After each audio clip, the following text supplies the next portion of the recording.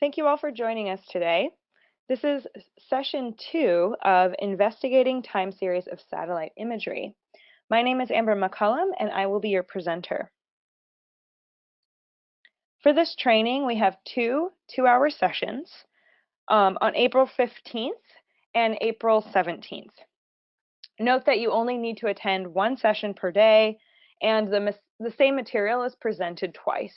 We just have 2 sessions for our international audience. You can also find all the course materials listed on the website here. This includes past recordings, data links, and homework exercises. So we'll have time for questions at the end of the session. However, you can also email myself or my colleague Cindy Schmidt at our email addresses shown here. We will have one follow-on homework, and the homework should be available on the website now via Google Forms. So you'll need to complete the homework and attend both of these sessions to obtain a certificate of completion. Also, just to let you guys know that on the homework, there are questions from both lectures and both exercises. So it might be best to look at the homework while you're completing the exercises, and then even maybe write your answers down on a separate sheet of paper or have them ready to go for when you submit them in the Google form. And there's a note about that shown at the top of the homework as well. And as I mentioned, you need to finish that homework by the deadline, Wednesday, May 1st, so that's 2 weeks from today, and attend both live webinars to obtain the certificate of completion. And it does take a little bit of time to get all of these certificates processed and out to everyone. So do please allow for about 2 months before you will receive your certificate. Again, here are the course prerequisites. You should take our e-learning course, Introduction to Remote Sensing, or have some equivalent knowledge. You should also take our previous webinar on change detection for land cover mapping. Also for this session in particular, we will use Google Chrome to conduct our exercise. And it's also a really good idea to have a Google Earth Engine account. We won't actually be doing any script within the Google Earth Engine code editor, but you might want to if you're familiar with the language. So it's great to have that account. It's free for folks to register, and the link to sign up is shown here.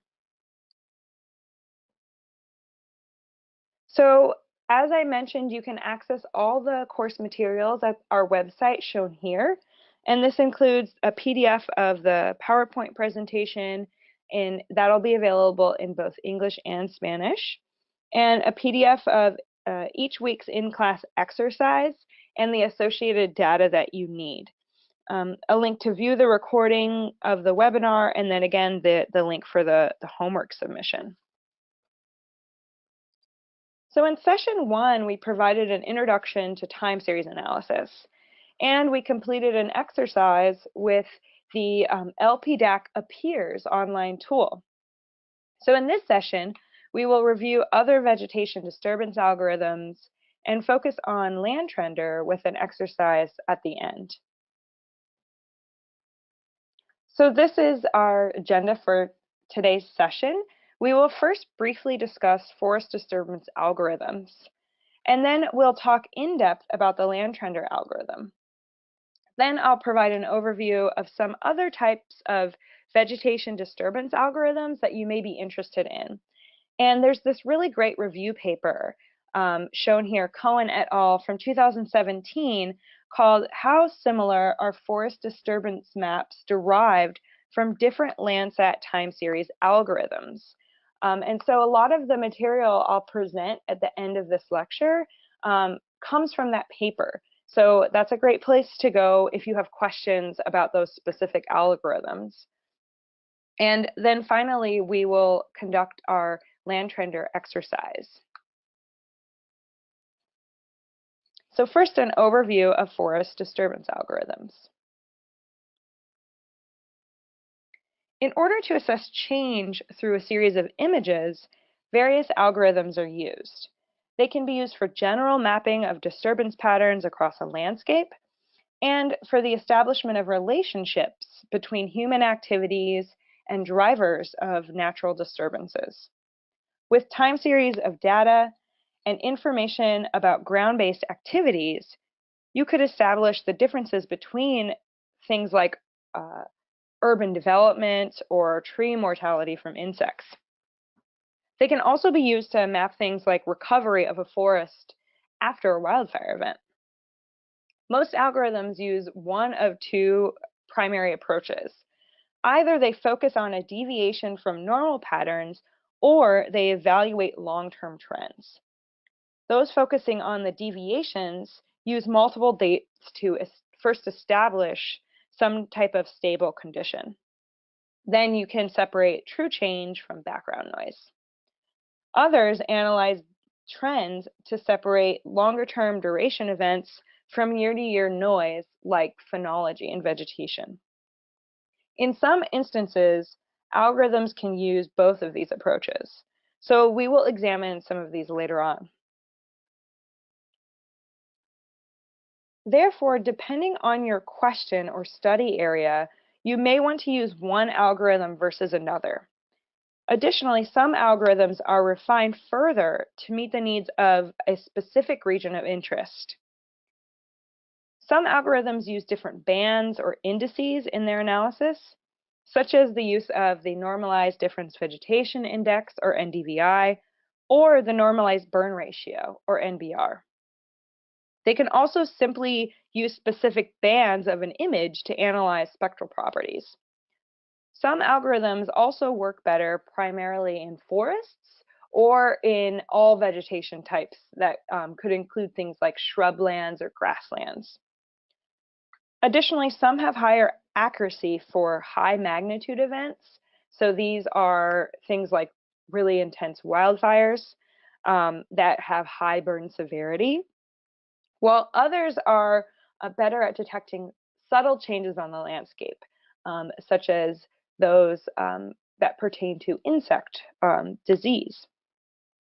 So for this training, we're going to focus on the Landsat-based detection of trends in disturbance and recovery, or LandTrender. And this algorithm really performs well in a variety of applications. And because it has this really great user interface via Google Earth Engine, it's a great use case to show in this type of training. So first, I just want to give you an overview of what that LandTrender algorithm does and looks like. So the LandTrender algorithm was developed by Robert Kennedy's lab at Oregon State University. And it recognizes that change is not generally a contrast between two dates, but it's a continual process operating on multiple timescales. And therefore, this algorithm is really good for both short and long-term events. LandTrender generates one yearly composite image and forms a Landsat time series stack, or LTS. And it does this across a date range of interest. LandTrender focuses on three primary components: the use of yearly data, analysis of each pixel from a year within the stack, and the ability to temporally segment events, therefore preserving both of these short and long-term changes. We've also included the link at the bottom of the slide to the Kennedy paper that outlines LandTrender. So while I'll go through an overview of the algorithm here, I want you to direct you to that paper for more detailed questions. So again, going back to the process of what LandTrender does, first, yearly Landsat mosaics are created to eliminate issues with data gaps, clouds, snow, smoke, and shadows. For each image, geometric and radiometric correction is applied. Then each image is normalized using a tasseled cap transformation. in order to properly evaluate images that may have been collected from different Landsat sensors and to account for variability in things like brightness or sun angle. Then a composite image is used for each year in the stack. So to explain this pixel-based approach a little bit more, in order to assess the influence of gaps, clouds, etc., each image in the time series was compared to a single reference image.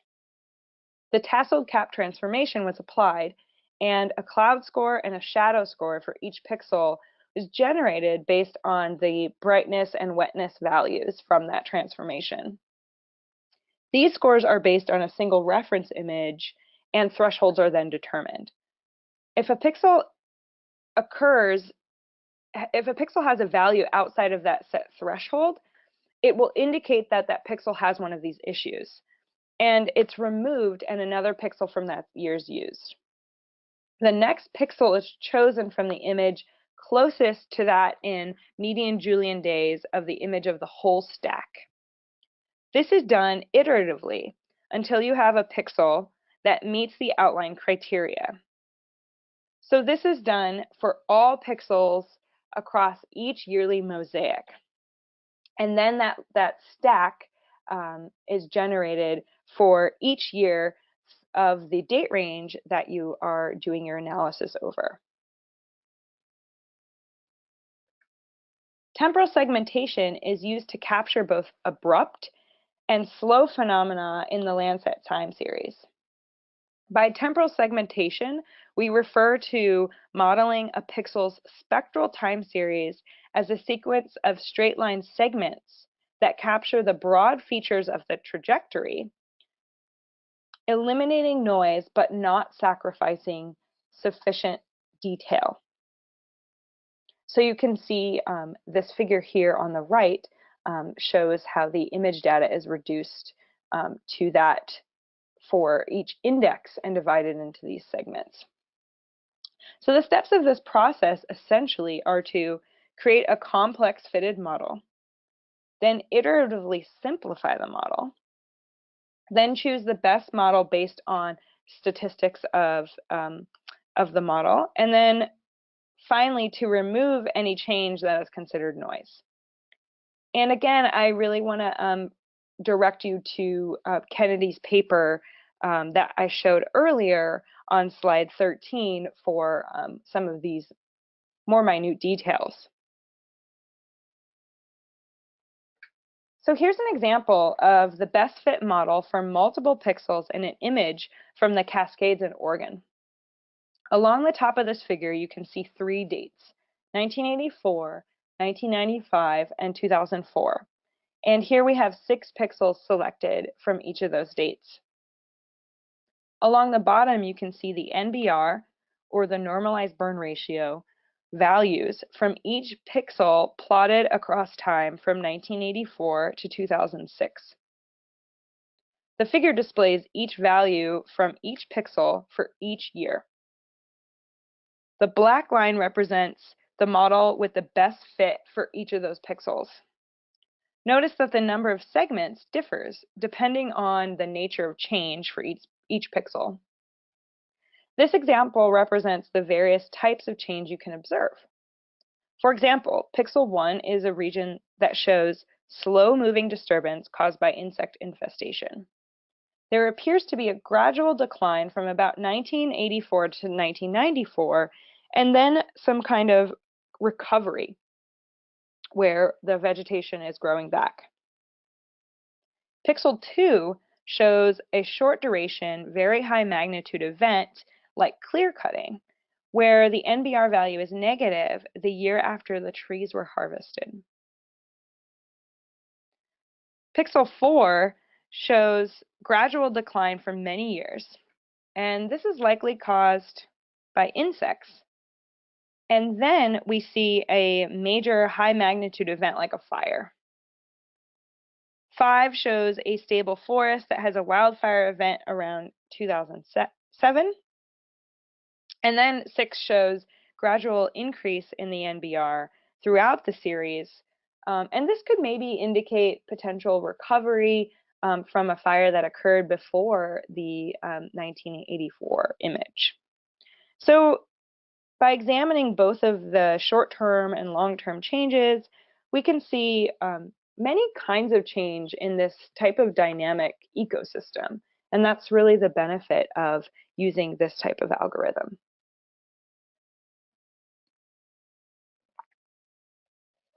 Here's another similar example, also from Oregon.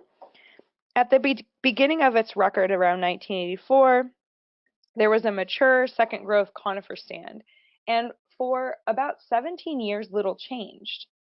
Then, between the summers of 2000 and 2001, a service road was built, removing some of the vegetation.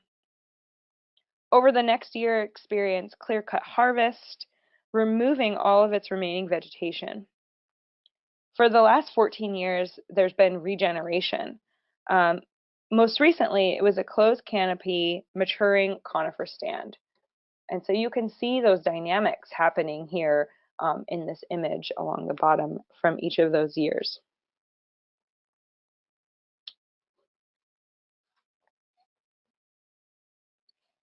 So the land trender algorithm was originally implemented in an interactive data language. But with some of the help from Google engineers, it's been ported onto Google Earth Engine, or GEE. The GEE framework nearly eliminates the onerous data management and image pre-processing aspects of that initial IDL implementation. It's also much faster than IDL, where computing time is now in a matter of minutes instead of a matter of days. In GEE, the process is written in JavaScript. So if you have familiarity with that language, you can process it on your own, and you could also make more specific adjustments. However, for this webinar, we will only focus on the user interface, or the UI. Within the GEE program, two really important steps in image collection building include: one, masking cloud and cloud shadow pixels during that annual image compositing, like I mentioned earlier. And then two, to ensure that the spectral band, or the index, that is to be segmented is oriented so vegetation loss is represented by a positive delta. So for example, the NBR in its native orientation results in a negative delta when vegetation is lost. And in this case, the NBR must be multiplied by -1 before being segmented. Within JavaScript, the implementation takes 9 arguments to adjust the spectral temporal segmentation and the dates for the annual image collection. So all of these parameters can be set specifically in the user interface as well. Or if you are writing it in JavaScript, you can modify these parameters through the code editor. And we are just going to be working with the default settings for a lot of these very specific parameters again in this training. But if you're interested in how to modify those, again, reference that paper. After this lecture is over, we'll be walking through the exercise using the Land Trender user interface. But I just wanted to mention a few of these pieces before we get started. We are just going to be exploring the pixel time series plotter and the change mapper in the exercise. And we won't cover the fitted index delta RGB mapper, but I'll talk a little bit about it. So first off, you can see here what the pixel time series plotter interface looks like. Some of the parameters are defined on the left, and we'll work through some of these. Then there are plots generated on the right, such as the NBR or other indices like NDVI. So this is really useful for simply exploring and visualizing the spectral temporal space of a pixel, and for comparing the effectiveness of a series of indices for identifying landscape change.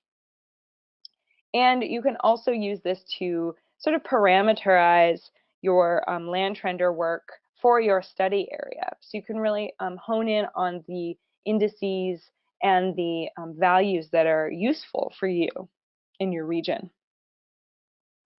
So this image shown here is a pixel that was randomly chosen near Prospect, Oregon.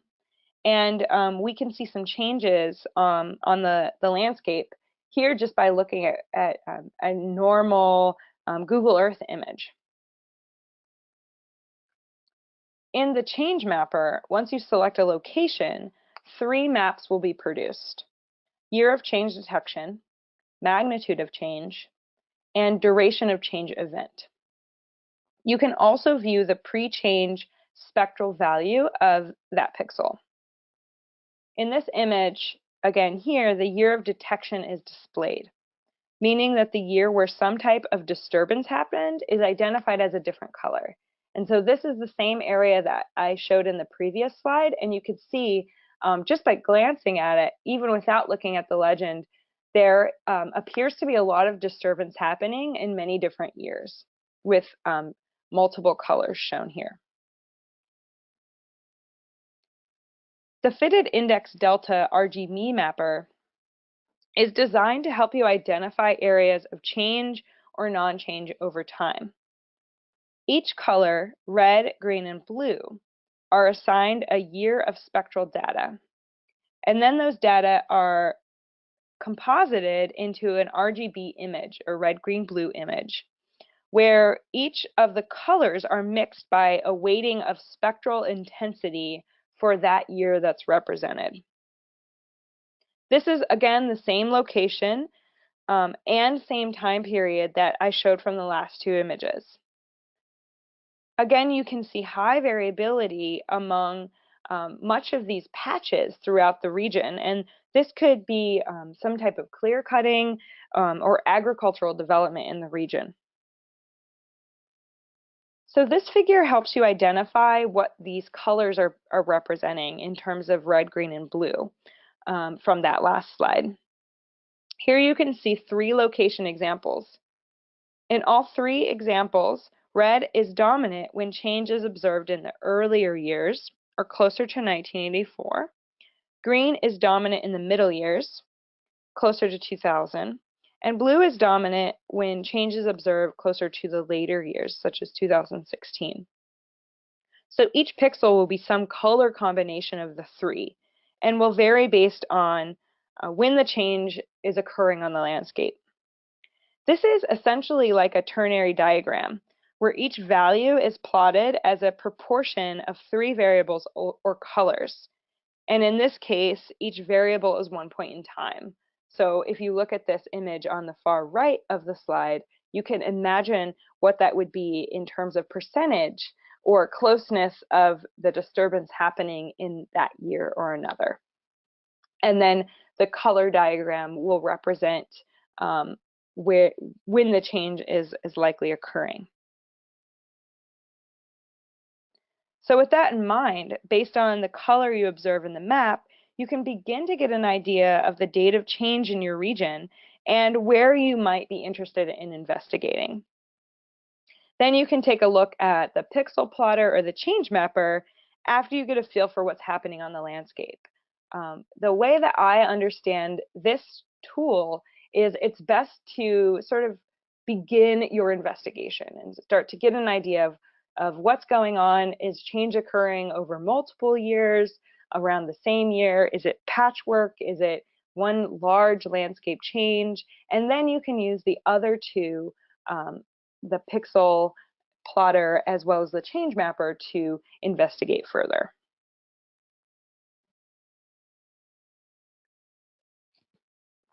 So now, before we go into our exercise, I wanted to speak briefly about a few other vegetation disturbance algorithms. And what I'm going to do here is I'll first mention those best designed for forest only, and then I'll outline a few that can be used for a wider range of vegetation types. The forest only algorithms will be indicated with a little tree icon along the top, while the all vegetation algorithms will be indicated with a grass icon So you'll see those in the subsequent slides here. The Vegetation Change Tracker, or VCT algorithm, is similar to Landtrender.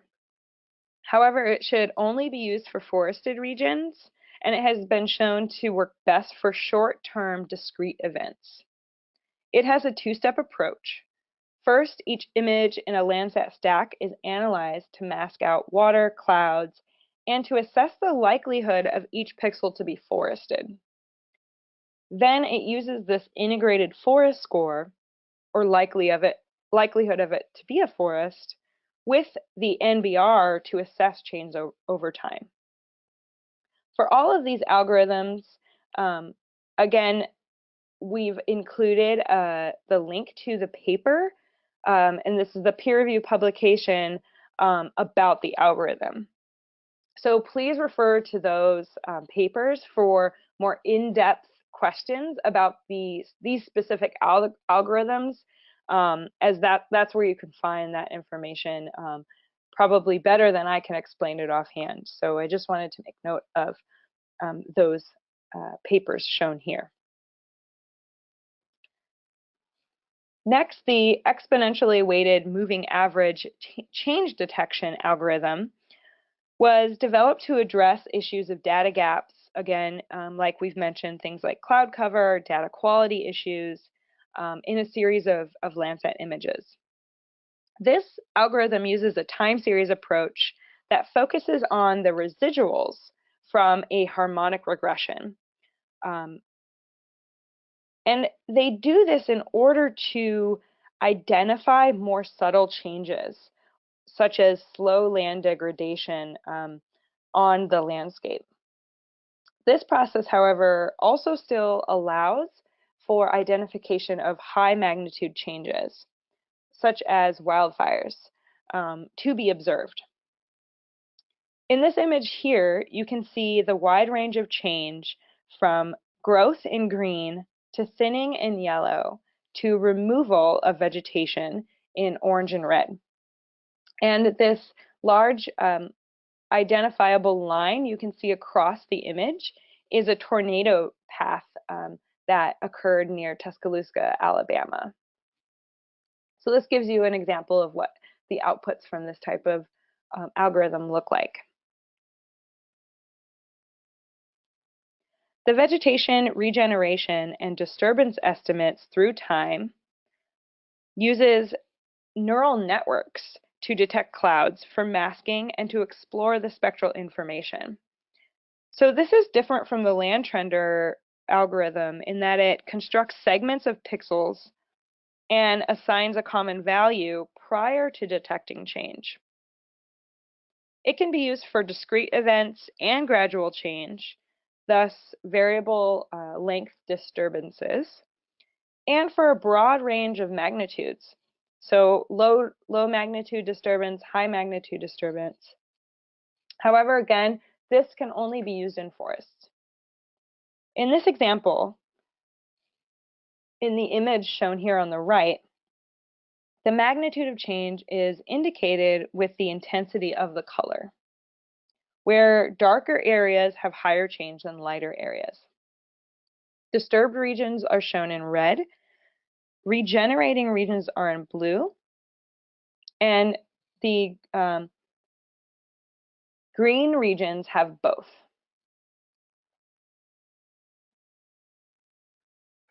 The image trends from regression analysis is a simple approach that's focused on linear regression of a series of Landsat images.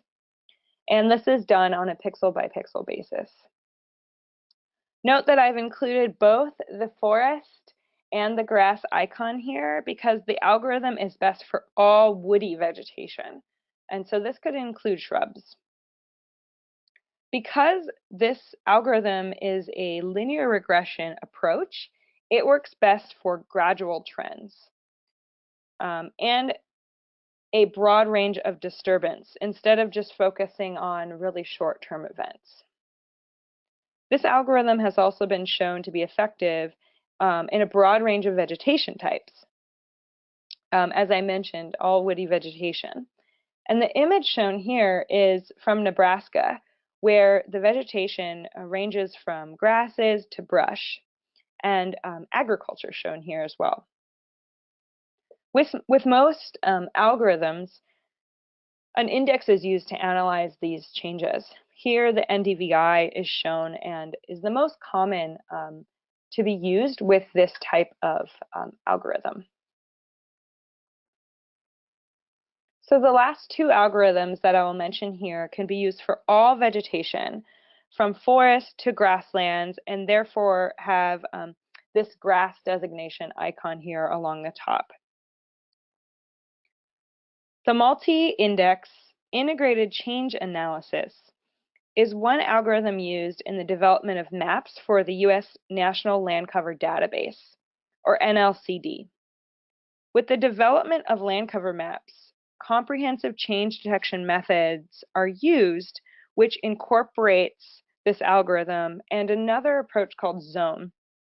And the zone approach focuses on just two Landsat images in time, so it's not necessarily a time series approach. The land cover maps are also generated using ground data and specialist knowledge for this National Land Cover Database. But it's a very commonly used and extensive database. The unique feature of this algorithm is that it uses 4 spectral indices for analyzing change over time: the difference normalized burn ratio, the difference normalized different vegetation index, the change vector, and a new index called the relative change vector maximum. And again, you can learn more about these algorithms in the paper shown here at the bottom of the slide. This algorithm works best for discrete events and for high magnitude events. One potential weakness of this algorithm is that it might miss some subtle changes on the landscape. Finally, the continuous change detection and classification algorithm focuses on multi-year departures of a phenology model, which uses seasonality, trends, and high magnitude events or breaks to analyze change. As with many of the algorithms, it first masks out clouds, and in this case snow, before it constructs the time series analysis. Land cover classification is also conducted after the time series analysis, just like the last process shown for the National Land Cover Database. This algorithm is best for identifying discrete events, but it's limited in terms of the range of magnitudes. And again, this algorithm is most effective for high magnitude events. Okay, so to summarize here, time series analysis is a really powerful tool to identify disturbance patterns across a landscape. This is especially important for establishing relationships between human activities and drivers of natural disturbance. In this session and for the exercise, we will focus on Land Trender, which is used to identify patterns of change in forest that differ in length and magnitude. When conducted in Google Earth Engine, the processing can be done really quickly, and the visualization is done on the fly, which we will see soon.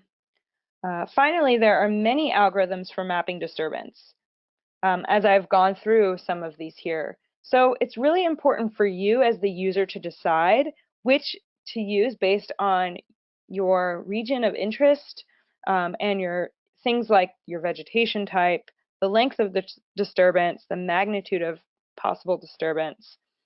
And what you could also do is conduct analysis with multiple algorithms and test the accuracy of your map to identify which type of algorithm might work best for you. So if you are an advanced user and you're somebody who has the ability to do these types of calculations, it might be advantageous for you to take a look at multiple algorithms and just see which one's going to work best for whatever your specific region of interest is. Okay, so now we will go through the steps of our land trender exercise. So just bear with us here as we transfer over and get this set up and moving.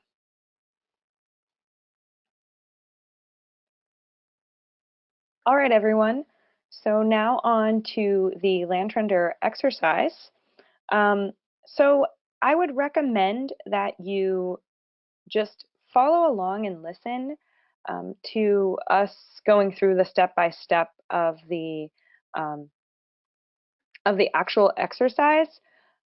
But what we'll probably do is have a lot of these maps pre-generated. So it's going to take you a while to get through the exercise because, especially depending on your connection speed, some of the layers can take a few minutes to load. So I just want to make you all aware that if you are trying to follow along, you might get behind.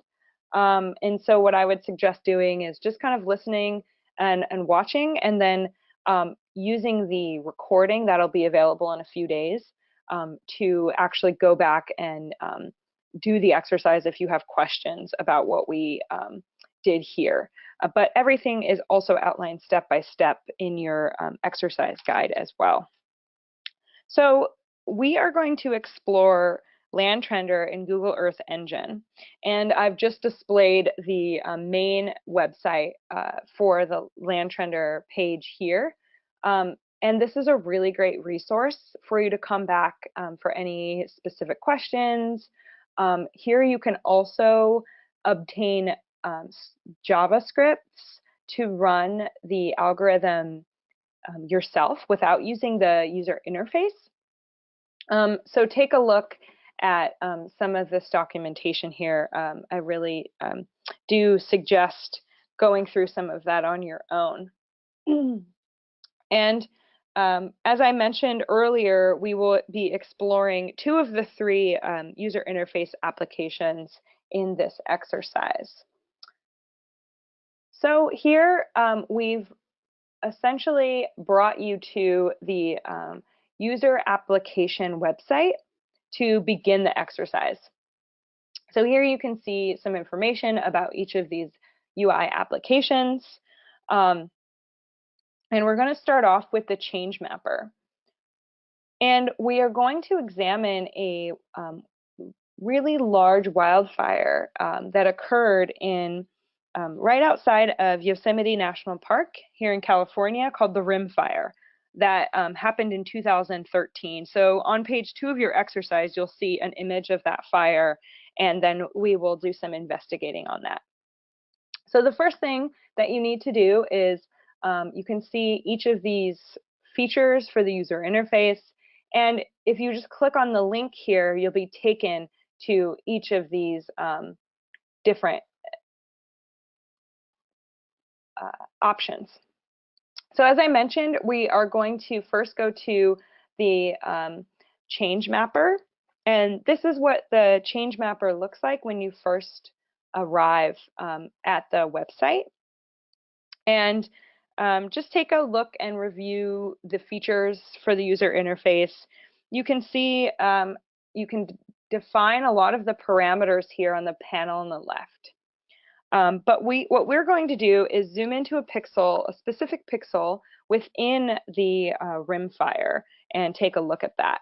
So what you're going to do is come over here to the define pixel coordinates and the longitude and latitude here. And on page 3, we've specified the actual values to enter here. So what we're going to do is in longitude enter -119.8529, and for the latitude we are going to go to 37.8514.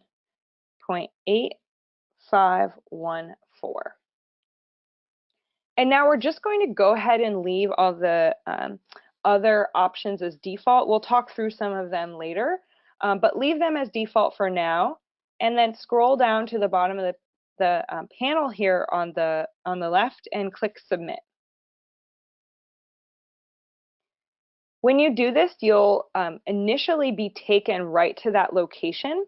So you can see here on the image, you can see Yosemite Valley here on the closer to the bottom of the image, and we're essentially looking at much of the Sierra of California.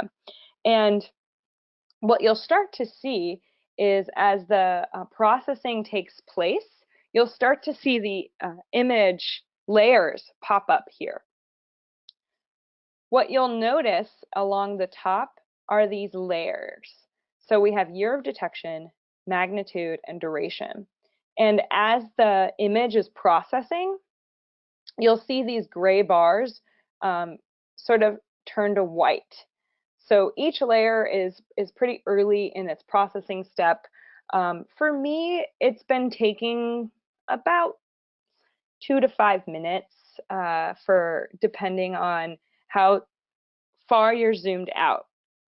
So what Google Earth Engine is actually doing is it's conducting it's processing the algorithm for the area that you see in the user interface. So if you're zoomed in further, it might not take as long to generate these layers because it's only doing the processing over a smaller region.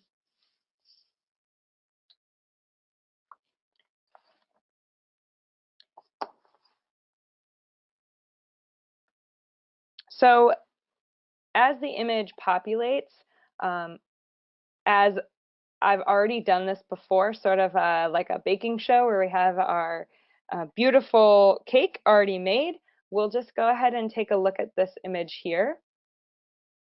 And this is essentially just the layers have all been processed for the same region and site where we just were.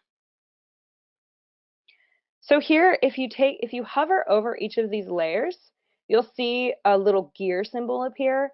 And if we just click on the gear symbol for the year of detection, you can see the legend for the colors that are being displayed here. You can also see the date range. So the range is 1985 to 2017. And you can modify these if you'd like as well. So what this is essentially showing you is the color is being represented for the year where the disturbance occurred. And we'll take a little bit of a closer look. So now, you know, if you're following along, if you're looking at the exercise, we're on about page 6.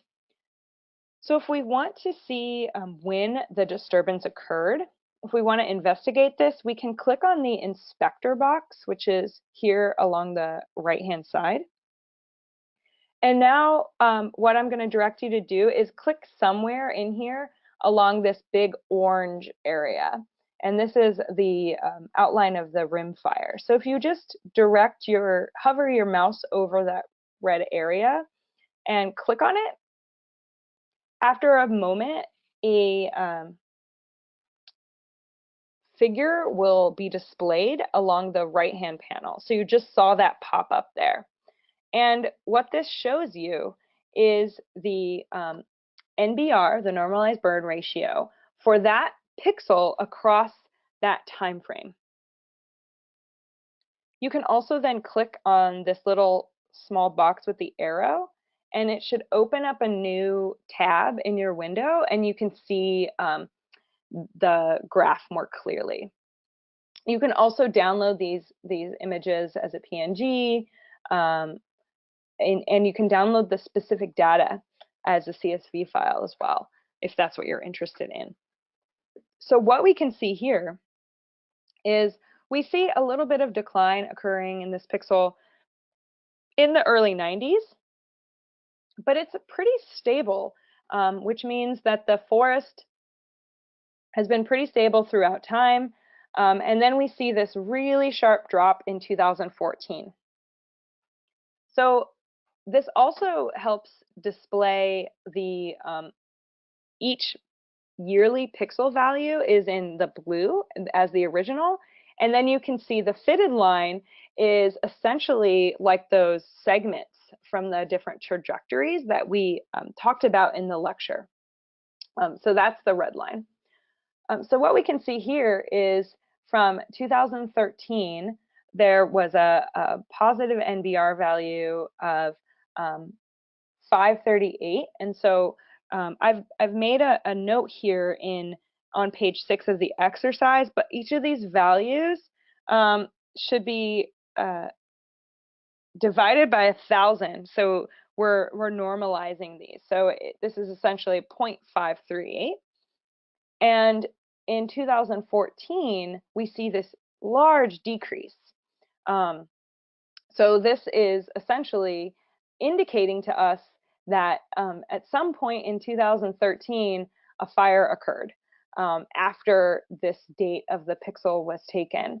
And in 2014, the vegetation signal, it appears that there was some kind of event, disturbance, a burn. And then you can start to see recovery, as in 2015 and 2016. And then maybe something's happening here after 2016 where we're seeing some vegetation decline again. But it's very clear that some large-scale, high-magnitude event occurred in 2013. So the value, if you're following along to this, your value will look a little different unless you clicked on the same exact pixel that I did, which is unlikely. So if we just go back to our change mapper here, what we were looking at initially, you can keep doing this kind of inspection. You can click around different dates, different colors. So if I just click on a blue spot somewhere in here, we can see that the graph changed along here on the right. We can see that the year of change, where the largest amount of change was detected, was 1997. And again, we could open this up and take a closer look at all of these if we wanted to. But it looks like there are multiple sort of large-scale disturbances happening throughout the record on that pixel. So you can investigate this a little further here. Go ahead and close the legend for the year of detection. And what we're going to do now is just come over here and turn off the year of detection layer so we can see the magnitude layer underneath. So you just uncheck this box, and now we can see the magnitude. Now it looks pretty clearly like some kind of fire occurred. If you compare this image to the outline of the burn area shown on page 2 of the exercise, you can see that this is in fact the rim fire that occurred here. So what you're seeing here now is higher intensity burns in the red and the orange colors and lower intensity in the greens and blues. So we can also take a look at the legend for the magnitude. And here the magnitude ranges from 0 to 1,000. And the magnitude of the disturbance is defined as the distance in spectral values, in this case NBR values, between the beginning of the disturbance and the lowest NBR value reached. So if we come in here and then we close the magnitude legend, we will also now come in here and look at the duration layer. So we'll come back and turn off the magnitude layer, and we can see the duration of change. Again, let's take a look at the duration legend. So the duration is shown with each year being represented as one value. So the length of change that we're observing is happening on a range of 1 to 10 years. So the short-term events, such as things like wildfires, are indicated in red here with this color palette shown in the legend. And then the changes that are occurring maybe more gradually over longer period of time, multiple years, are shown in the greens and blues. So what we might take from this in just an initial investigation is it looks like there's some kind of large-scale short-term event that happened, i.e. the rim fire. But it also looks like there's some kind of change occurring, more gradual change over much of the Sierra to the east, and this could be indicative of something like mountain pine beetle infestation. These longer term events could also be related to multi-year drought, some kind of decline in the vegetation that's occurring more gradually over a longer period of time. Okay, so we'll go ahead and close this layer now. So there are, as I mentioned, there are many things that you can change in the panel here. We're not going to go through a lot of them in this training, so I encourage you to do it on your own. But one thing I did want to mention that's very specific to Google Earth Engine is this define date range. And for those of you who have worked in Google Earth Engine before, you might know this exists, but it's a little different than if you're doing image processing in software like Envy or Aeronautics Imagine, where you have downloaded discrete dates, where you have one date from Landsat and all of the pixels displayed from that single date. What Google Earth Engine does to generate these cloud-free images is it takes the pixel value that is maybe not masked by clouds or snow or shadows within some kind of date range. So what's being displayed might not be the same pixel from the same date across the entire image. So what this tells you is that the pixels being displayed are selected between June 10th and September 20th for each year. So if, for example, the Landsat passed over this area on June 11th, most of the images are likely from June 11th if it's a clear image. But if it's a cloudy image, the pixels might be chosen from the next revisit time, which is about 16 days later. So it's just something to be aware of. I mean, you can get more guidance about this on some of the Google Earth Engine documentation of how they display the images, but it's really important to know that this defined date range is, if you want to be very specific, if you want all of the pixels to come from one date in time of a Landsat overpass, you're going to need to really refine this date range.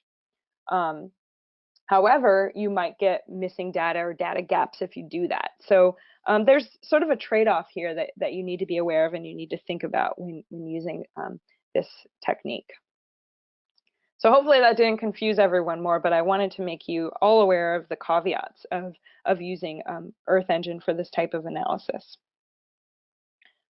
Okay, so now if you're following along in the exercise, we're on the bottom of page 10. And now that we've visualized some of these dynamics in the change mapper, I wanted to show you what the pixel time series plotter looks like. So if we come back to the initial documentation, again, you can see the pixel time series plotter link shown here. And we can go directly to that link, maybe open it in a new tab so we don't get confused. And the pixel time series plotter looks really similar as the change mapper, but it will display some different things when we actually click on a point or identify a specific latitude and longitude.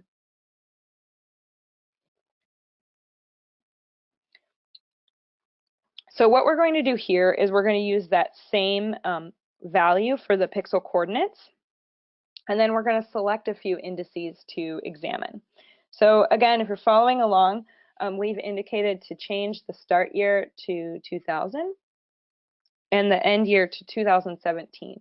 So essentially what you're going to see is a value from each year from 2000 to 2017. And you can make this as wide or as narrow as you'd like, depending on the date range that you're interested in. Or again, you can leave it as default if you'd like. Here you can see that we have the option to, we're also, just to let you know, we're going to leave this date range as the default. And they've set this as sort of the, in the Western Hemisphere, the summer date range where vegetation is the greenest, but you could change this if you'd like as well. Here you will notice that there are multiple indices that you can take a look at. So the nice thing about this is if you select a specific pixel of interest, you can see these indices side by side. So you might see some differences depending on your study area in between these indices. Again, you can obtain information about these indices and what they mean by going back to things like the Introduction to Remote Sensing, and there's a lot of literature about these indices out there. So, so what we're going to have you do is select the NBR, NDVI, NDMI, the Normalized Difference Moisture Index. We haven't talked about that much, and the TBC, which is the tasseled cap brightness. And then under here, where we're going to define the pixel coordinates, if you don't have a specific coordinate in mind, you can just click on the map. As you see when I hover, there's a little hashtag here where you can just click, but we want to make sure we're looking at the same exact thing, so we'll go ahead and type it in, 1198529,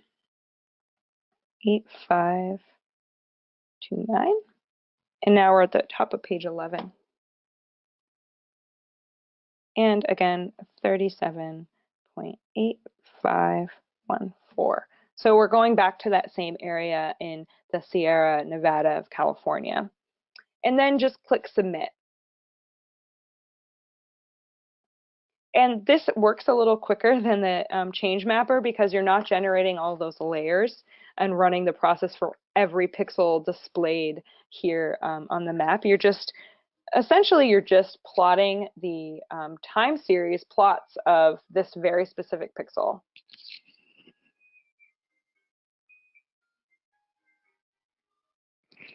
So what you can see here now is the plot for each of these indices that you selected before you click Submit.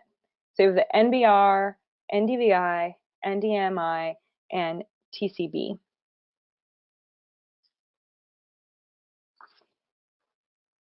So let's go ahead and take a look at the NDVI here. And we see similar patterns that we observed with the NBR, right, where we saw a decrease from 2013 to 2014. As indicated, again, there's a scaling that needs to occur here. So we go from essentially 0.7, which is a pretty high NDVI value. NDVI ranges between -1 and 1, to 0.289 in 2014. So you can see a pretty dramatic decrease in the vegetation index, thus indicating less healthy vegetation in this region. Okay, so that is the time series, pixel time series plotter shown with that example of the rimfire. So what we're going to do now is take a look at a different type of disturbance event, and in this example we're going to look at mountain pine beetle infestation in Colorado. So for those following along, at the bottom of page 12, going on to page 13, we've included a figure there from this really great Forest Service paper that outlines mountain pine beetle tree mortality in the Arapahoe Roosevelt National Forest. And this is just outside of Denver, along the Front Range region of Colorado.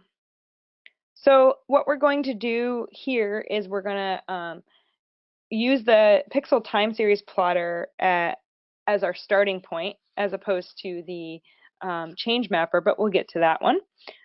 So you can just stay right here in your pixel time series plotter, or you can start over fresh if you'd like as well. We've included the link again.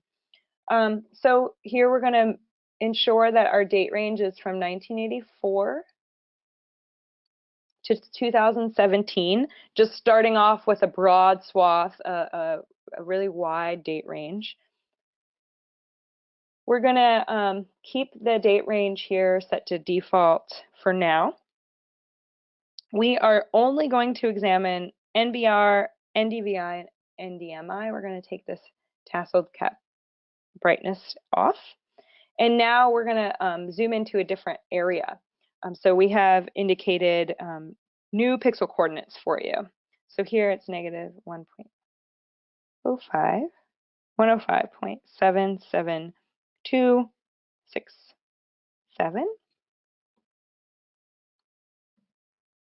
and 40.08256.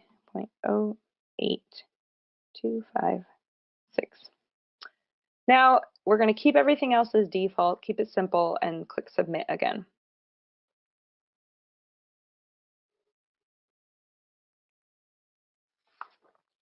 What you can see here now is our image has moved over to the Arapahoe Roosevelt National Forest, and you can see our pixel here. Just first glance at what this Google Earth image looks like, it definitely looks like the trees here are a little sort of brownish, reddish, maybe more sparse than some of the other regions up here in the Northwest. So just by first glance, if you're familiar with mountain pine beetle infestation, this looks like potentially a hot spot for that occurring.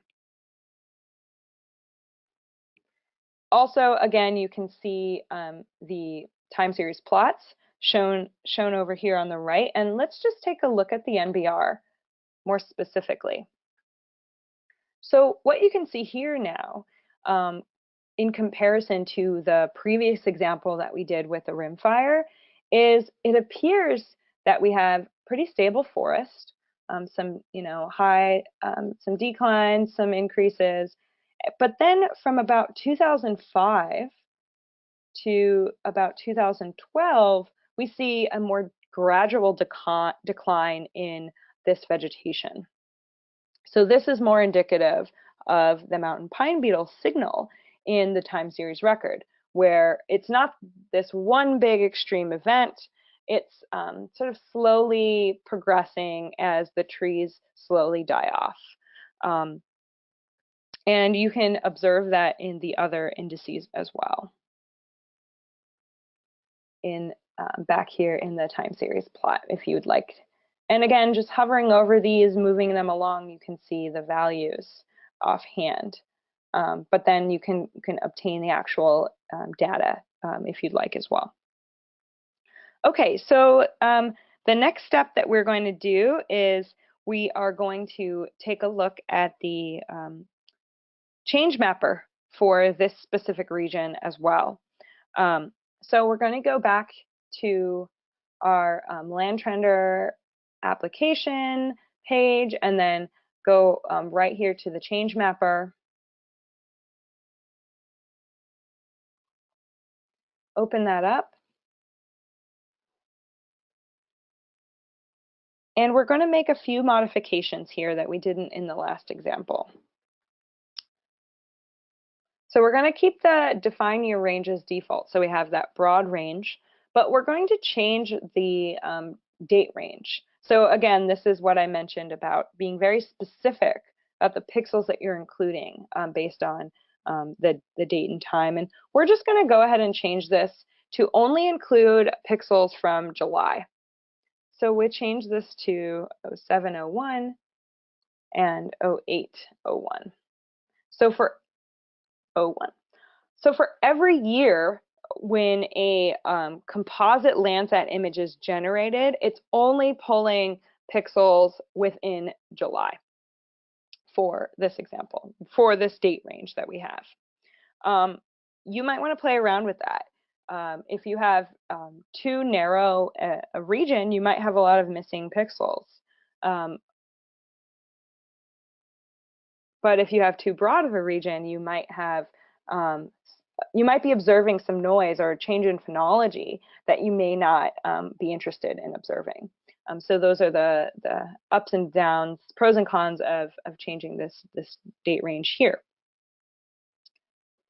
We are again going to change our latitude and longitude to our Colorado example.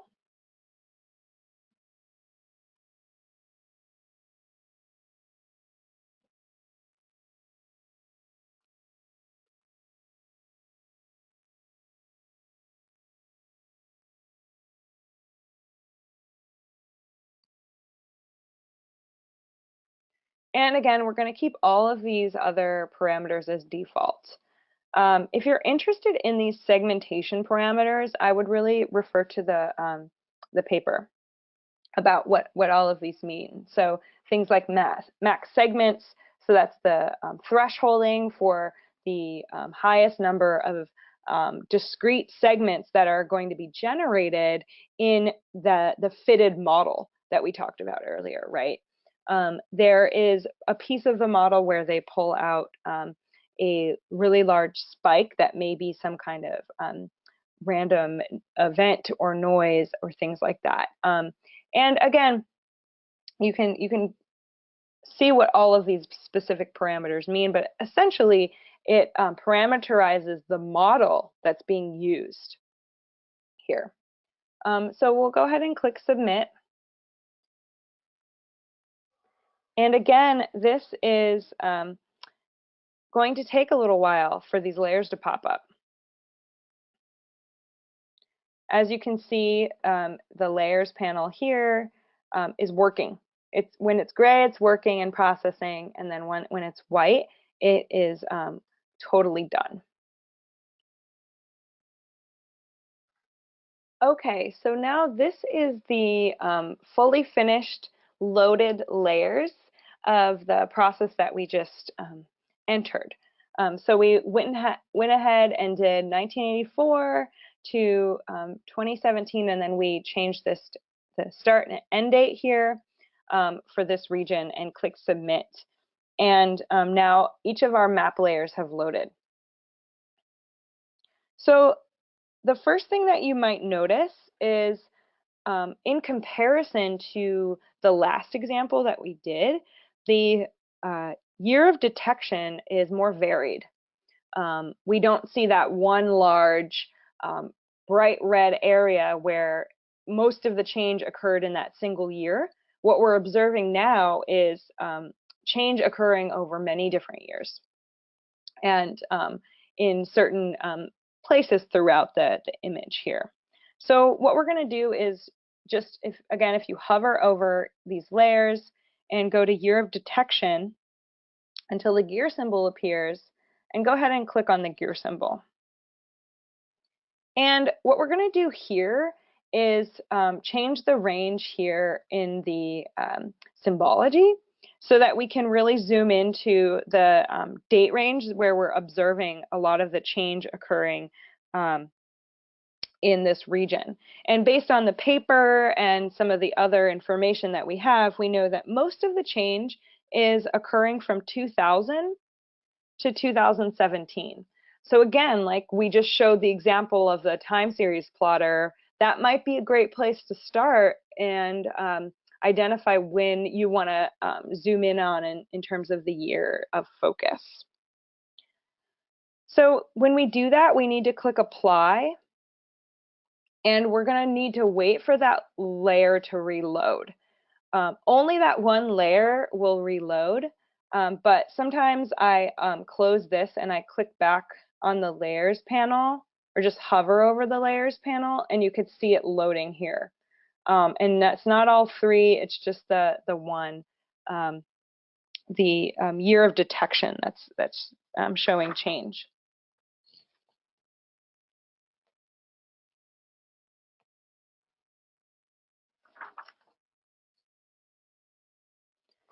As this is loading, I just want to mention that you can also filter by specific dates in these defined change mapping parameters. So these are really interesting because you can look at things like loss or gain of vegetation. You can sort the change based on greatest, newest, oldest. So for example, when you do that inspector option over here on the right and click on inspector, you can have it, the inspector is default set to the greatest change, is that the year of change that's identified, but you can set it to the least or the oldest, whatever you're interested in. But you can also use these filtering to change the start and end date of change that's displayed in the layer of the map.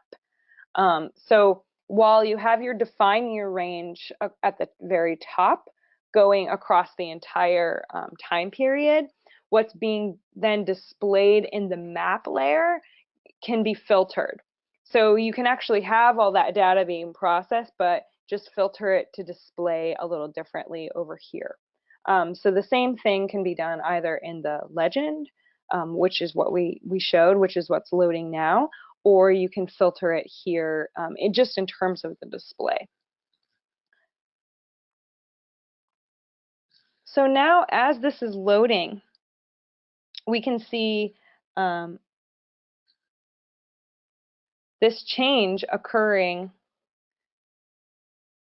in terms of the year of detection.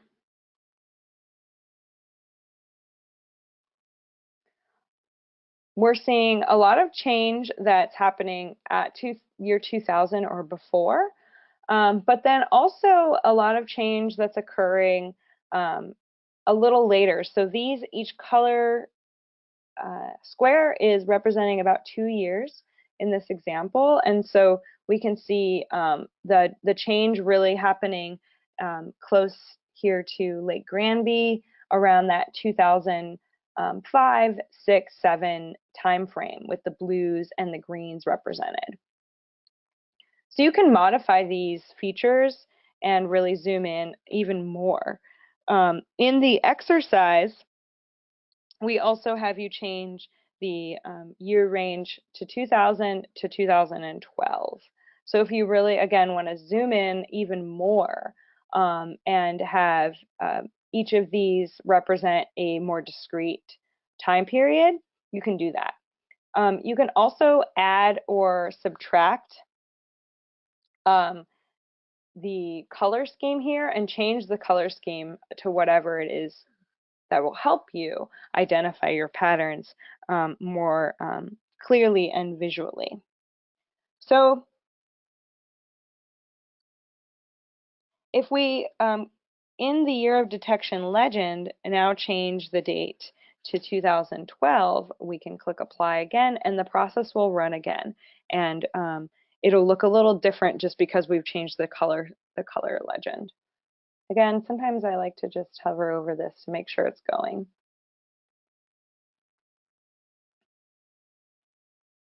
So what we're going to do now is we, for example, want each year to be representing, or each color to be representing 2 years in time.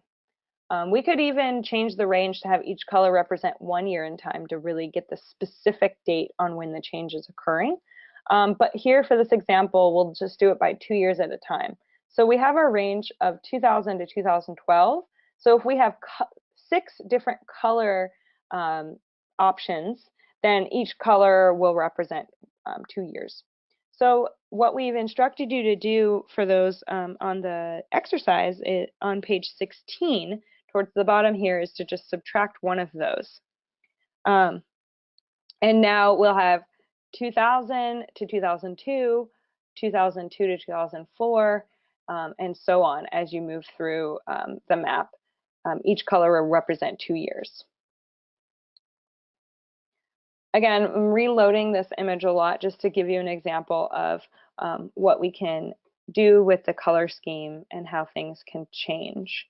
It might take you a little while to have these features load. So what we'll also do here is zoom in to Lake Granby, which is located right here where we're starting to see the map layer load. And that will start the process over for everything. So if we zoom in twice to Lake Granby, we will see all of these layers reload. So again, like I mentioned earlier, whenever you zoom in or out, Google Earth Engine will run that process over only the area that's being displayed in the map. So if you really want this to go a lot more quickly, zoom into an area that's really small. If you have a small area of interest and you're maybe having issues with the map loading, because I know that some of you might be in an area where there's lower bandwidth, et cetera, so that might be more difficult. Also here you might notice as the maps are loading that because we've defined this date range to be a smaller range, there are some areas where there are missing pixels in terms of our layers. The Google Earth image being displayed will still just be the composite image that's generally displayed in Google Earth, but the layers are only selecting from our date range. So in this area, there might have been some clouds with the overpass of Landsat in this region, and therefore those pixels were removed in the process.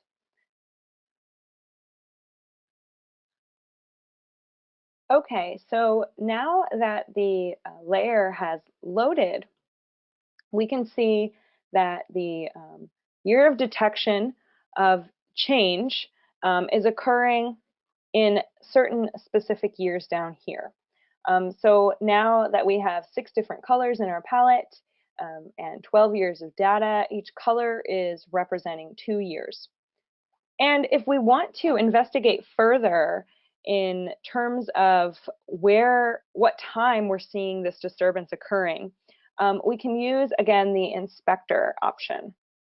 And we're seeing a lot of disturbance occurring here just south of Lake Granby with the yellows and greens. So if we go ahead and click on a yellow or green pixel, we can see this change occurring here in 2006, which should be represented by within the green range there. Again, if we want to take a closer look, we can investigate this NBR chart a little closely by opening that up into a new tab. And we can again see this sort of steady decline occurring in the vegetation due to mountain pine beetle infestation. So if we come back to our change mapper layers, we can go ahead and close the year of detection. And then let's go ahead and turn off the year of detection layer. And what we can see here in comparison to the previous example of the rim fire is that much of this change is lower magnitude. So if we want to take a look at the legend, we can see on this scale of a range of 0 to 1,000 in terms of the magnitude of disturbance, much of this is green, which is lower disturbance. We do see a high disturbance event here that could be clear cutting or could be a small wildfire as well, with the orange and reds indicating higher magnitude change. So again, all of these signs are pointing towards a mountain pine beetle infestation in comparison to a wildfire event. And I just want to mention that there are many different options you can explore on your own in terms of the parameters you can change. And if you are a JavaScript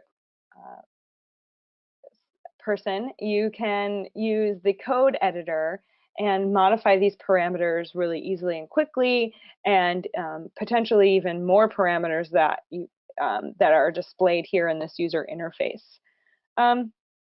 So to wrap this up, the time series analysis is a really important technique for analyzing changes in the landscape over time.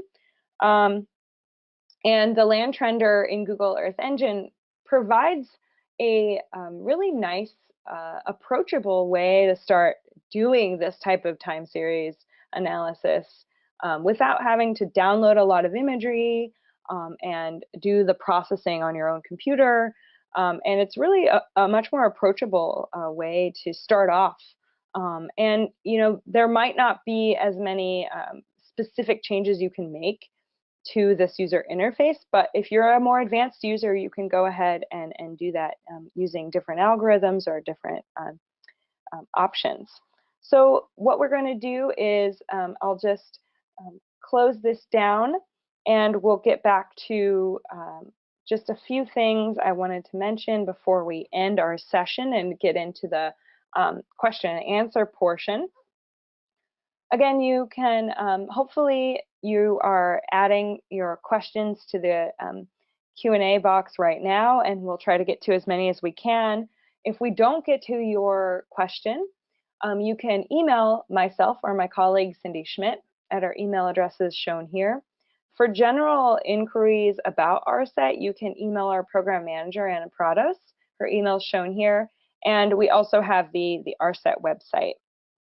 So I want to thank you all for joining us today, and we'll stay on for a few more minutes for questions. I also wanted to remind you all that the homework is due in 2 weeks.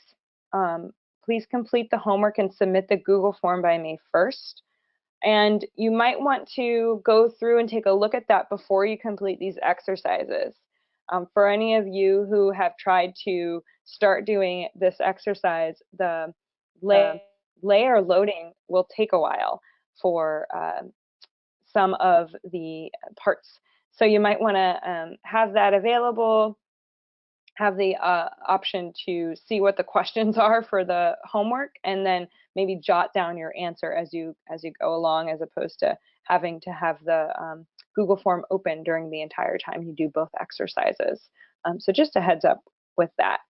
So again, thank you all, and we will now take some questions.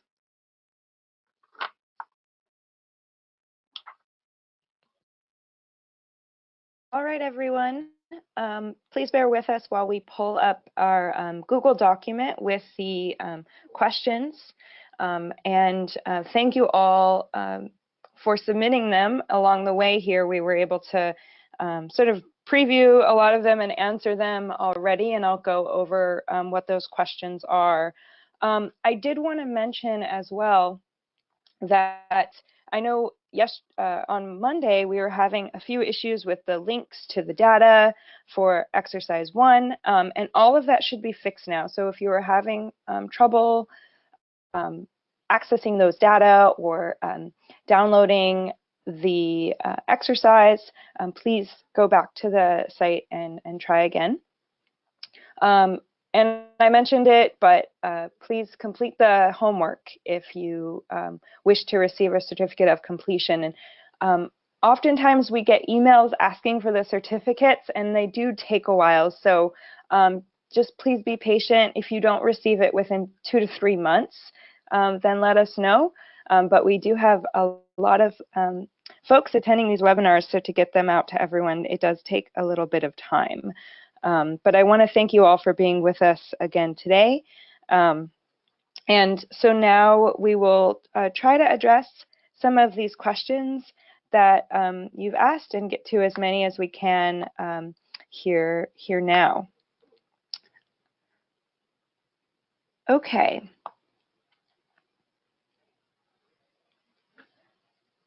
So the first question that was asked is a really great question and a pretty commonly asked question. And the question is, how is it possible to combine different time series of different satellites, such as Sentinel-2 and then the various Landsat sensors to have a complete series? So this is definitely being done. However, if you do this process, there are some really important things to think about. So Landsat sensors, for example, if you're combining multiple Landsat sensors together, they have different properties. They have different radiometric resolutions, different bands. And so I recommend using the surface reflectance products that are now available for all of the Landsat sensors. And so these have all been atmospherically corrected, radiometrically calibrated, and they are more easily used to create these types of time series. And it's pretty common to do that. Also, there are some new products available on Earth Explorer called these Landsat Analysis Ready Data products, and they have applied some algorithms to compare across different sensors. There are also new indices available, such as open water bodies, through these Landsat application analysis ready data products. So we've included a link to that resource there. For comparing Landsat and Sentinel, there are more things to consider. So Landsat and Sentinel have different spatial resolutions. The Sentinel-2 has a higher spatial resolution of 10 meters, but this is something that folks are really working on in the research community right now. It is really beneficial to have these multiple overpasses. We can get a higher temporal resolution if we're using Sentinel versus Landsat. And so more to come on this, but I've also included a link on the document here for more information on the Landsat Sentinel harmonized products. So I believe these products will be more readily available pretty soon. And I also wanted to mention that we will post this Q&A document onto the website within a couple of days. So you can come back and access all these links that we provided and look at these answers again.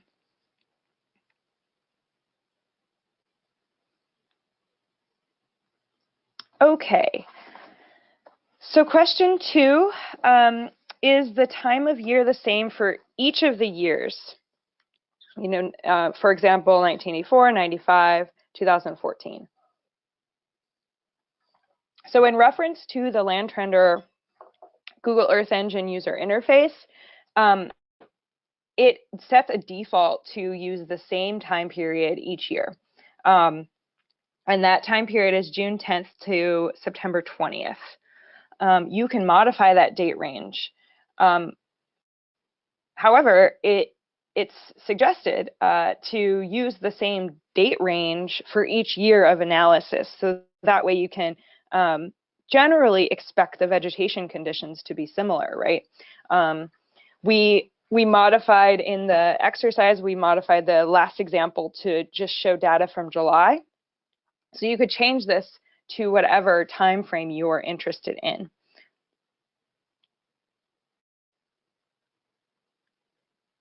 Okay, the next question is Landtrender open source? And could it be applied to interannual time series? So the answer to the first question is yes. It's open source. You can run the Google Earth Engine UI using essentially it's built off of the Google Earth Engine platform, right? So Google Earth Engine is accessing all of these satellite data and pulling them in, and then this Landtrender user interface essentially sits on top of that.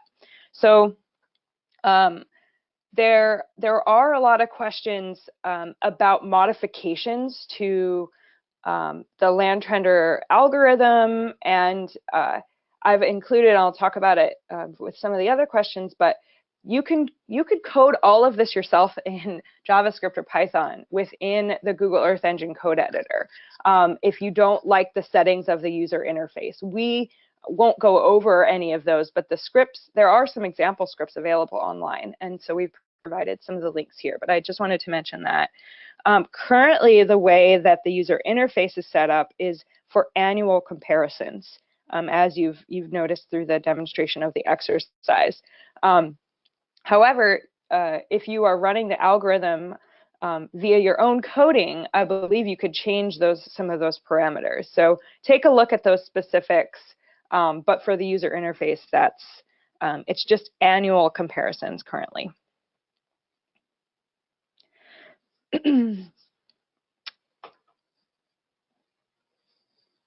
So for question 4 here, there are a lot of questions about this. The question is, can we use LandTrender for a group of pixels, for example, shapefile or polygon? The short answer is no, not with the user interface, but there's a longer answer.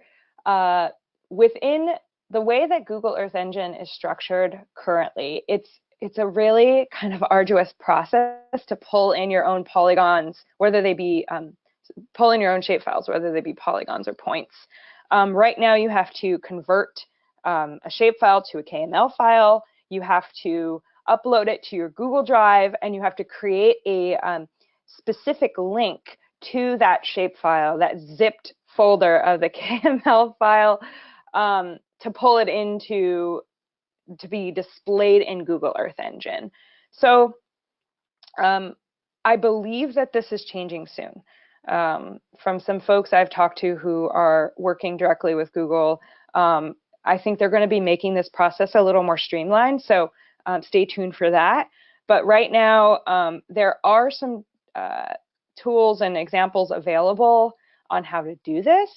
I also want to make a plug for Climate Engine, which is a really great tool where you can do some of these similar time series analysis, such as NDVI, et cetera. And they have an example there on how you do the process of uploading a shapefile to sort of that interface. It also sits on top of the Google Earth Engine platform. So a convoluted answer, I know, but currently within the user interface, you cannot analyze larger regions. It's just a pixel by pixel basis for creating the time series and doing the sort of the inspector of those time series. So.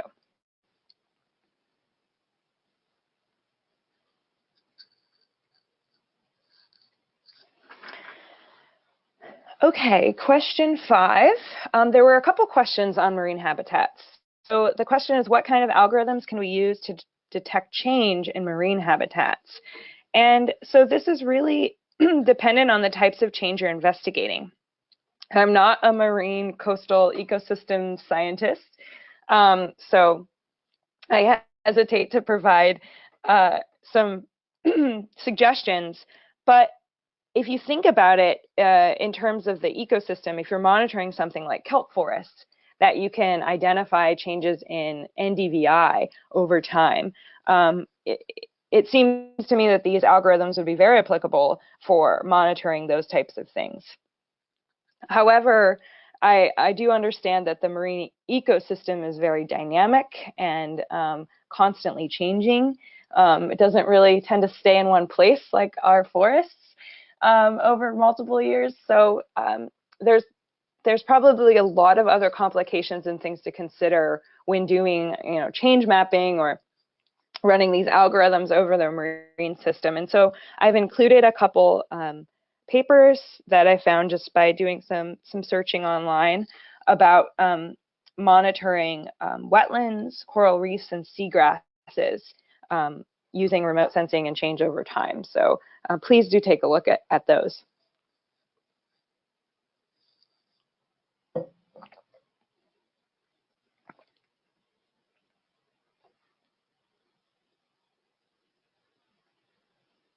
Okay.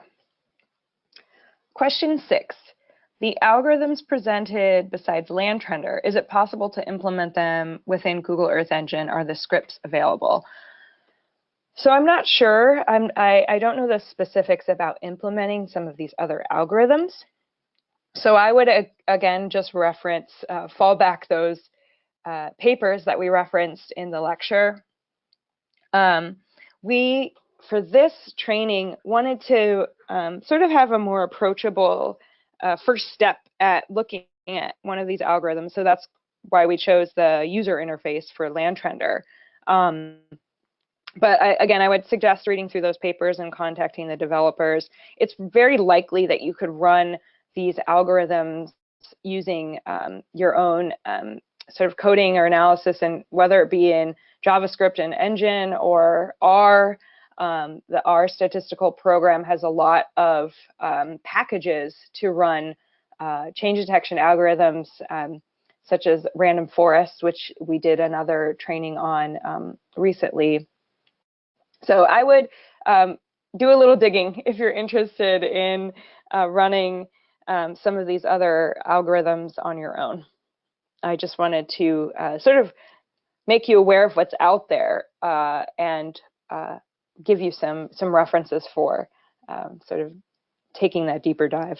So, okay, the next question, question 7. Are there plans to add data from 2018 and 19?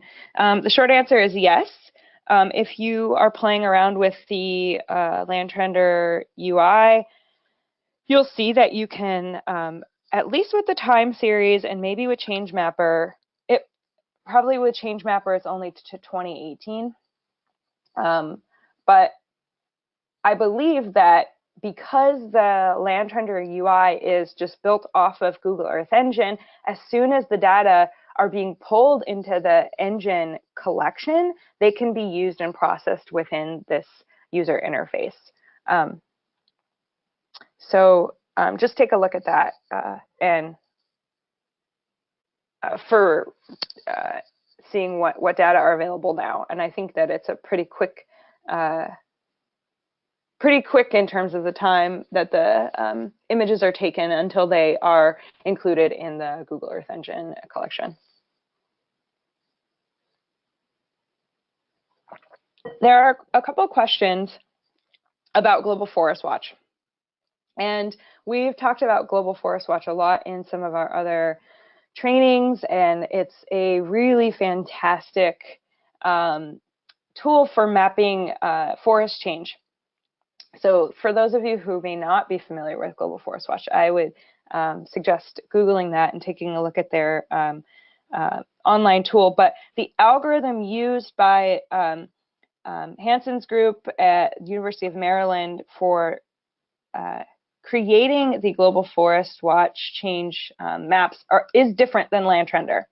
And we've included the paper here for more information about that specific algorithm, but it is different than Landtrender that we mentioned here.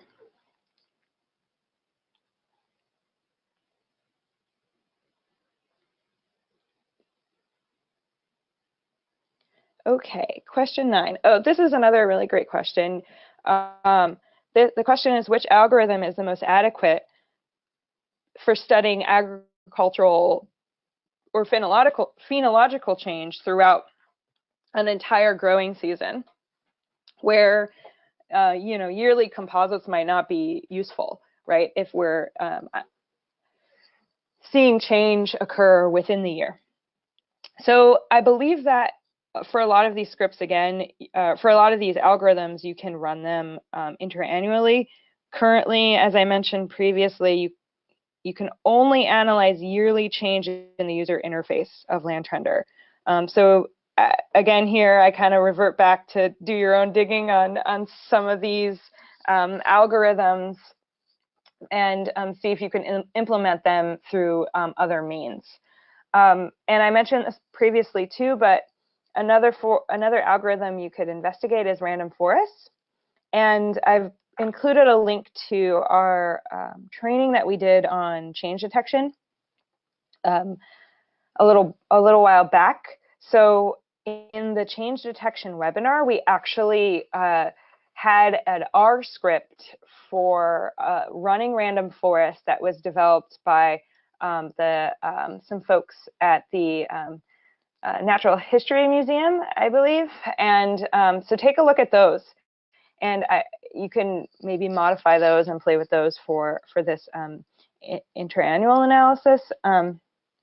Also, again, making a plug for Climate Engine, but within Climate Engine, you can also zoom into an agricultural region of interest, create your own polygon, for example, on a center pivot irrigation plot, and look at something like NDVI over time from the Landsat record. And so within that tool, you can create these figures directly online using the power of GE as well. And you could see interannual phenological changes. So you could see things like the multiple cuttings of alfalfa throughout the year. And that's just based off of looking at NDVI values, for example. So that might be another nice resource for you.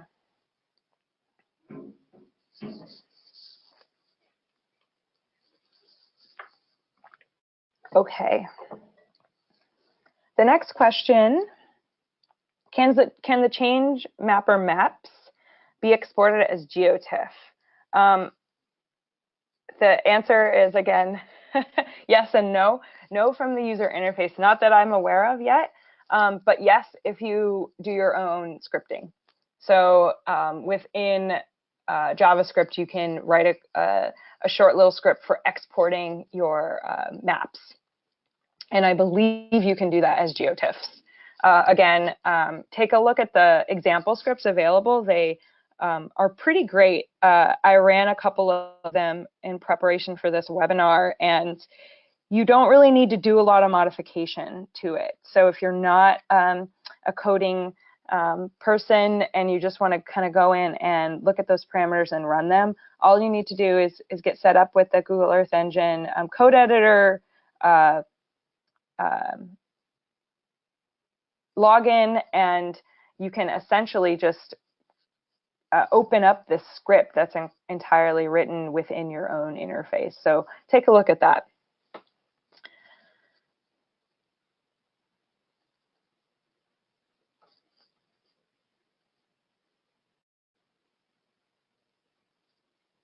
Okay, question 11. Similar to some of the other questions that we've had, how can I use NBR, so the normalized burn ratio, for seasonal burning of crop residues? So again, what we've shown here only shows annual change. You could, again, this is something I hadn't mentioned before, but you could also analyze seasonal change on your own by downloading the imagery and running the analysis on something like QGIS or ArcGIS instead of just using the Earth Engine cloud to run these processes for you. So it's a little more involved in terms of timing, but you can download the Landsat data on your own for specific dates of interest and run something in your own geospatial software as well. So either with some of these other algorithms that were presented here, using random forests, or some other tools out there. So yeah, okay.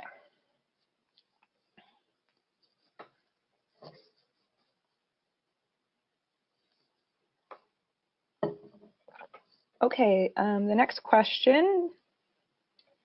Is there a technique to analyze the change in urban areas? Yeah, we get a lot of question about urban change. We are actually going to be doing another advanced webinar in July, I believe, where we will be showing trends.earth, which you can use to analyze change in urban areas as well as in forests. So stay tuned for that one. we'll be hopefully putting out the registration and things for that within the next month or two. So take a look at that. But yes, I mean, you can apply these types of change detection algorithms for urban mapping. Some may be better than others. And we've included a paper there about monitoring urban change.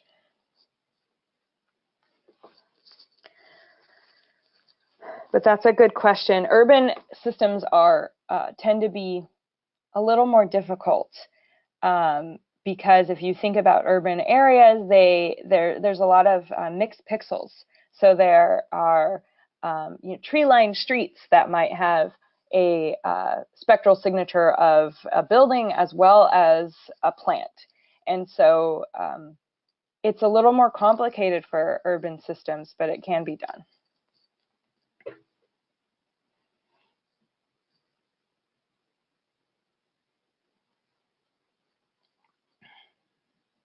Okay, the next question. For the pixel time series plotter, for any index of interest, for example, NDVI, would the graphs generated show years where there's missing data or breaks in the data? And is it necessary to download the data as a CSV to inspect whether there is one point for all the years of interest? So the Google Earth Engine algorithm interpolates values for years that have missing data. So the ability to interpolate values is really useful. So it essentially aligns each observation to a trajectory that's consistent to where the pixel has been and where it's been going. So you can think of this as sort of this hindsight enhanced image time series data. So I think some of this might have been taken from the Landtrender website that we have here. But this really, essentially what this does is it allows you to maintain consistency throughout your analysis. So for each Landsat stack, each year of data, you have a point there. I also wanted to take this time to talk a little bit about the way that Google Earth Engine creates these Landsat composite images. So I mentioned this when we talked about the exercise, but you have the ability to identify the start and end date within each year that you want to obtain the Landsat image. The way that Earth Engine displays the image to alleviate missing data is within that range, it will take pixels from potentially multiple different Landsat scenes within that date range. So you might have 5 or 6 Landsat images within a certain time period, but you don't necessarily know within Earth Engine what specific date is being displayed for each pixel unless you make the date range small enough to be only one Landsat overpass.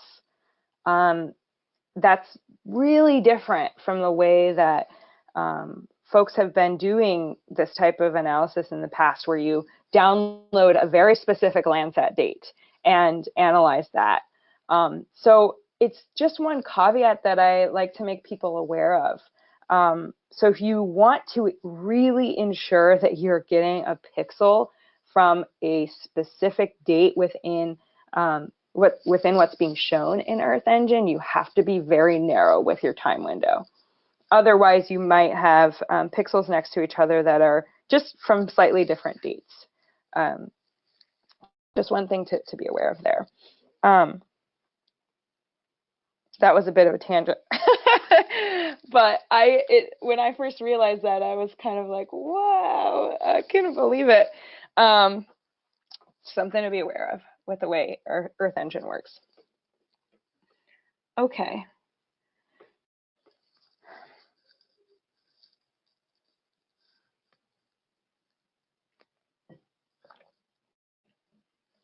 The next question is it possible to modify the scripts, for example, to calculate NDVI originally used by Earth Engine, so the user can set additional parameters? Yeah, so again, you can code all this up yourself. If you know what you want to do and you can't do that within the user interface, yes. You can run it, and you could create an NDVI calculation itself within the Earth Engine coding editor. So you have the flexibility to do all of that. You just have to be familiar enough with the coding. And Google has some really great resources. So I encourage you all to take a look at what they have.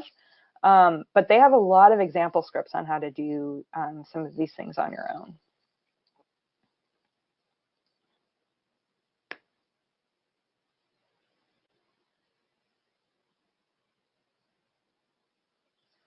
Okay, next question.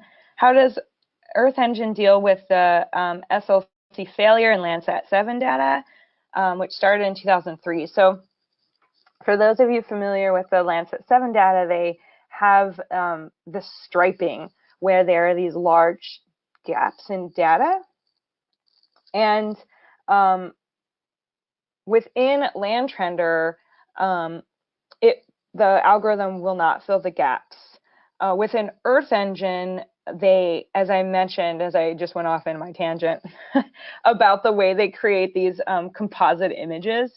But if you are, for example, looking at a time period where you only have Landsat 7 data, you're not pulling from Landsat 5 data, or you don't have Landsat 8 yet, you'll just see the missing data gaps in there.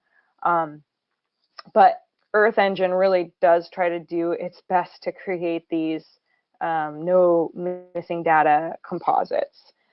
Again, we have, for reference, a link to the algorithms that they use to create those composite images. So take a look at that.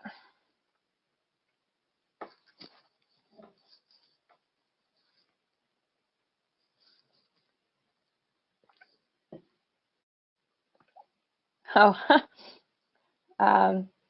my colleague just wrote in there, happy 20th birthday to Landsat 7. I was not aware, so happy birthday. Okay, next question. If I understand correctly, the pixel time series plotter allows a user to understand the original and fitted curves of an index of interest. If I want to combine the time series data for a certain number of randomly selected pixel, is that available in a streamlined manner within Google Earth Engine, as opposed to generating these pixels individually and downloading each CSV separately? So this is really similar to some of the other questions we've had. The short answer is no. Not within the user interface. You have to look at each pixel individually.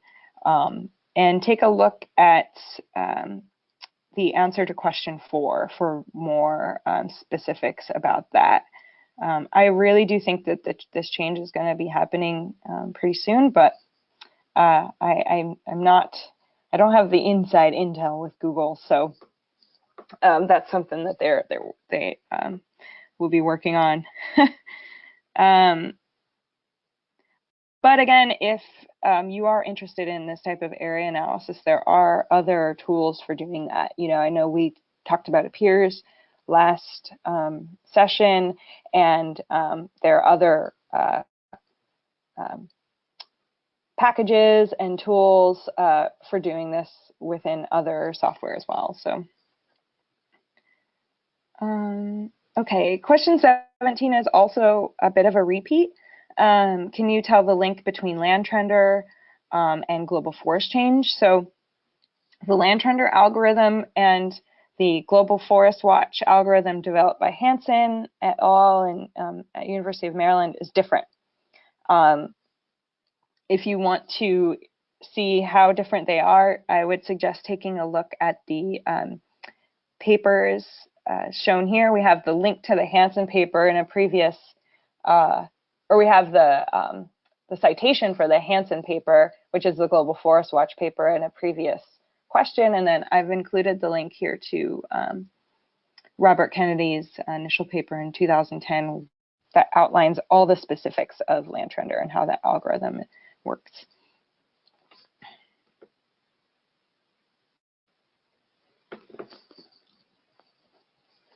Okay, question 18 is also a repeat. I know, we all want the area analysis. You know, who's doing a study over a single pixel? I get it. Not currently available. So the question was, get a summary of NDVI change over an area. There are other tools available for that type of stuff. I'd take a look at Climate Engine. It's really the first thing that comes to mind in terms of identifying your own area using the Landsat imagery, or for the MODIS imagery using Appears. So both of those tools are really great. And then Appears should be getting the Landsat imagery soon as well. So take a look at that.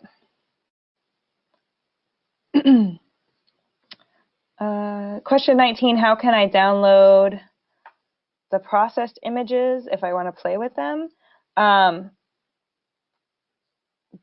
Within Google Earth Engine, you can download them yourself if you script it.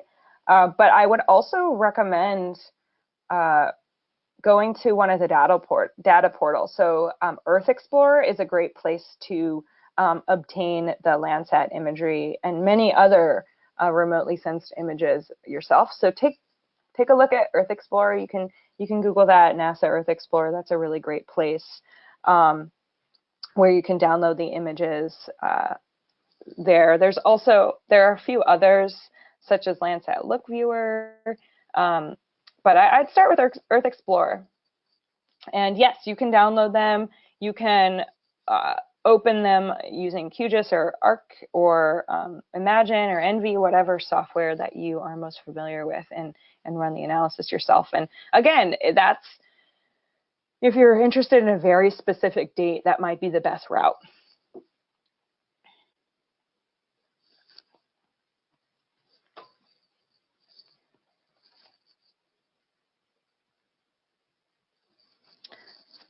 Okay, question 20. I was wondering if there's a similar application to get soil moisture point data like SMAP. Oh, wow, that's a good question. Not that we are aware of. There are some visualization tools for soil moisture that we've included here as well. So maybe take a look at those and see what they have available for assessing change in soil moisture over time. You know that the time frame available for this map data is much shorter than, say, a whole Landsat archive. But I would imagine you could at least investigate changes in soil moisture property over different time periods. You could create sort of a change map yourself using this map data, but I'm not very familiar with accessing and downloading those data. So maybe start with those links, and you could follow up via email if you have other questions.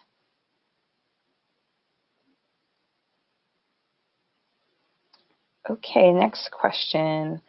Can we use Landtrender for marine habitats? So there was a marine question earlier. We provided a couple links to some papers about monitoring change detection for marine habitats. But again, the marine system in a lot of ways has complications that the land doesn't. So penetration of the data through the water column is an issue, right? So for corals especially, sometimes the seagrasses tend to kind of float on top of the surface. You can pick up things like NDVI a little easier, but corals are really difficult to get information about due to the fact that they're underwater. at least with these passive type optical sensors.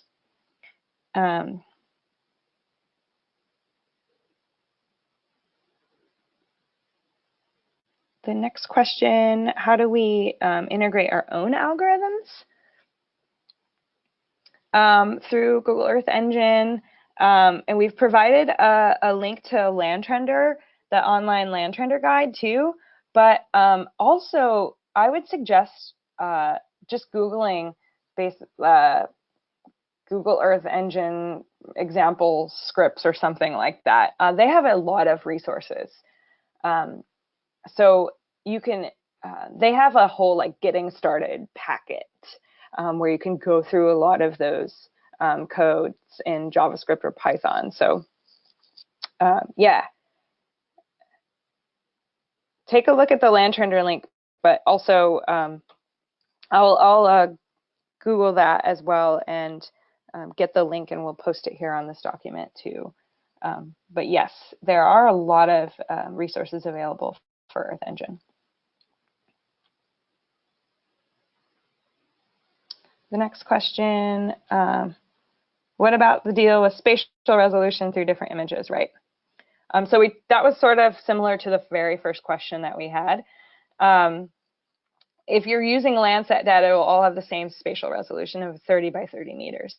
If you want to include other data types, such as data from Sentinel, you're going to need to do something to resolve those spatial differences, right? So you might have to do some kind of resampling on the Sentinel data to conform to the 30-meter Landsat pixel, something like that. So take a look at those resources that we provided there as well.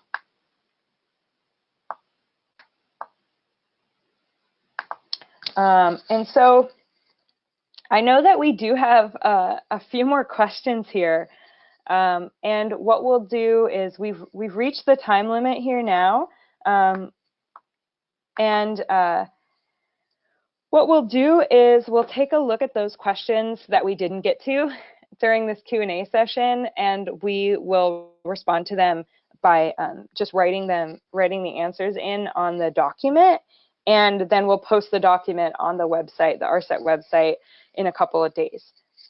So if you had a question later on and we didn't get to it, we apologize, but it's great, you know. We really love this interaction and the ability to answer your questions and try to get through them. So if you didn't get your question answered, maybe check back on the ARSET website in a couple of days to see if we answered it via the document. And if we still didn't answer it, you can email myself or my colleague Cindy Schmidt with any follow-up questions. So I just again wanted to thank you all for being here today. And spending the time with us. Be sure to complete the homework that we need to have those in 2 weeks. So I believe that is May 1st for the deadline on the homework. Please let us know if you have any other questions. So thank you all, and have a nice day.